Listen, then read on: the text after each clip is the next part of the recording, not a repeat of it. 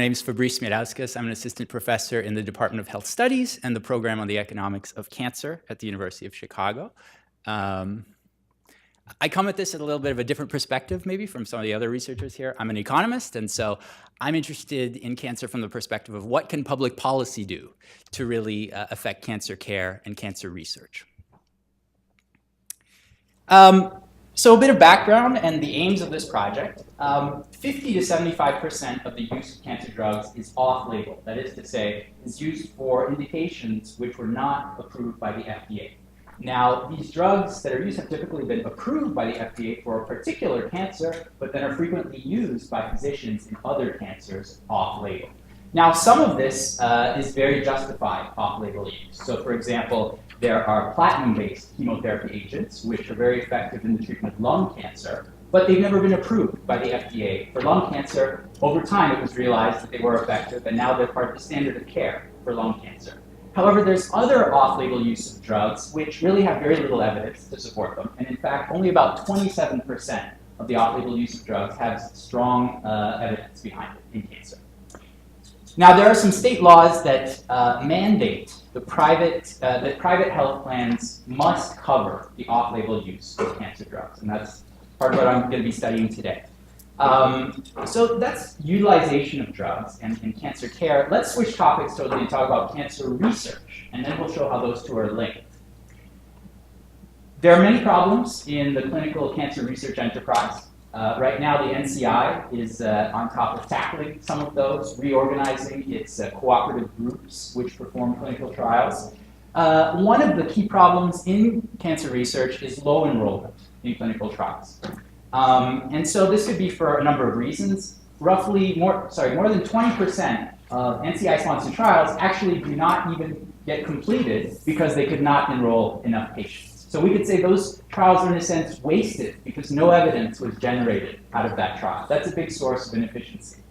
Some reasons could be due to physicians. We won't go into those too much. But let's talk about patients. From the patient perspective, the patient has a choice. Either they can enroll in a clinical trial, or they could try to get a drug outside of a clinical trial. If they have an insurance plan that covers the off-label use of their drug, if they go outside of the trial, they're guaranteed to get access to that drug, 100%. If they go into a clinical trial that uses that drug, they have maybe a 50% chance. They might get the drug, or they might get, in the control group, maybe the next best drug, say an older drug, which is currently used in that cancer. So you can see that the availability of off-label use of drugs could create disincentives to patients to enroll in clinical trials and maybe impacting our search for cures for cancers in clinical research. So the two research questions I'm going to be addressing with this project are, number one, do state laws for off-label use increase the off-label use of drugs? That's the first step that we need to look at. Number two, if there is off-label use of drugs that's been increased, how does that then affect patient enrollment in clinical trials? And that second question is not so easy to answer. Correlation is different from causation, all right? Ideally, we might like to use an experiment to study this. Unfortunately, despite your generosity, I didn't have the resources to perform an experiment, and economists usually don't do that. But if you've ever heard of Freakonomics by Stephen Levitt, a professor at the University of Chicago, that book is full of natural experiments which are used to study policy issues. And so the natural experiment I'm going to be looking at is, take two patients. They're identical in almost every way. Each one has a certain cancer, but one lives in a state that does not have a law that forces insurers to cover a drug, and therefore they don't have access to a drug off-label.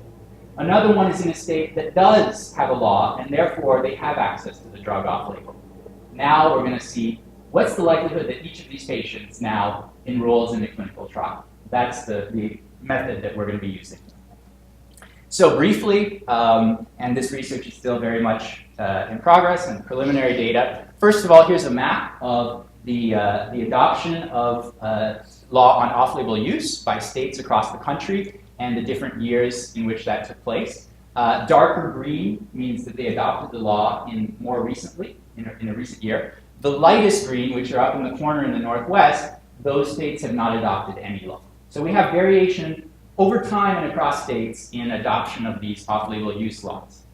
Then we're going to tie that to variation over time and across states in the utilization of off-label drugs in cancer. And I've selected 27 important cancer drugs that have high utilization and also have quite a bit of off-label usage. And so here are the patterns we see so far.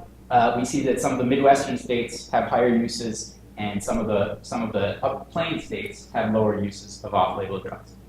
Finally, the last stage, and this is just preliminary data, still in progress. This I still haven't done, so this is not even real data. It's just a mock data set. I'm going to be looking at clinical enrollment, clinical trial enrollment across states and over time. I've developed a unique database from a couple of sources on clinical trials and their characteristics and the enrollment in these clinical trials. And we're going to tie that second piece, off-label utilization, now to clinical trial enrollment. And I want to say thank you so much to CRF for helping me build this piece of it, because this will be useful not only in this project, but in other research to come on the clinical research enterprise. Bottom line. Yeah. Backing up 2 slides. Well, you say what you said about that slide again. What I said was, here we have rates of off-label utilization of 27 important cancer drugs across the country, and in 2012. And so I've divided it into quartiles, so 4 different groups of states and their utilization. Dark is more. So dark is more. I'm sorry? Dark is more. Dark is more. And does it relate to the years when they adopted? So I haven't gotten to that stage yet. This is only for 1 year of data, but the data's there. Just have to keep analyzing it.